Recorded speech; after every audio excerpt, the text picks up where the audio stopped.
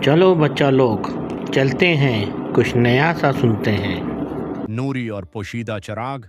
सहरा का राज पहाड़ों के दामन में वाकई एक छोटे से गांव में एक ज़हीन और नड्र लड़की रहती थी। उसका नाम था नूरी। वो किताबें पढ़ने, पुरानी कहानियां सुनने और राज तलाश करने की शौकीन थी।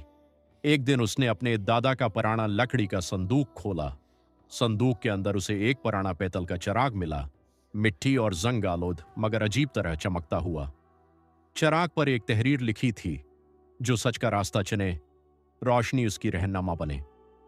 नूरी ने चिराग को साफ किया, तब अचानक चिराग से रोशनी का एक नक्शा नमूदार हुआ। नक्शे पर एक रास्ता सहरा के दरमियान वाक़ा गुमशदा कल्ले की तरफ जा रहा था। नूरी ने हिम्मत की, थैला तैयार किया, पानी लिया और सहरा की तरफ रवाना हो गई। रास्ते में उसे एक बूढ़ा आदमी मिला जो खुद को गरीब फकीर जाहिर कर रहा था। वो बोला, बेटी, ये रास्ता खतरनाक है।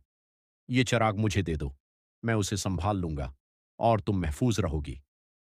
नूरी ने महसूस किया कि उसकी आंखों में लालच है। उसने नरमी से जवाब दिया, खजाना उस चीज का नहीं जो दिखाई दे। असल चीज रास्ता है, मकसद है, सच है। फकीर के चेहरे पर नाराजी तीर गई, मगर नूरी आगे बढ़ गई। कुछ दूर रेत का तूफान उठा, हुआ तेज, आसमान मांद, गर्द हर तरफ फैल गई।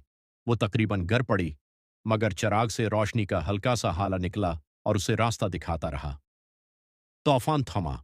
सामने एक खाना बदोश खीमा था। एक बूढ़ी खाना बदोश औरत ने उसे पानी दिया और कहा, याद रखो, हर किला खजाना नहीं होता, कभी कभी खजाना इंसान के अंदर होता है। नूरी ने शुक्रिया अदा किया और सफर जारी रखा। आखिरकार वो गमशदा कुले तक पहुंच गई। वहां न सोना था न चांदी, बल्कि बड़े बड़े लकड़ी के संदूकों में कदीम किताबें, नक्शे और इल्मी दस्तावीजात रखी थीं।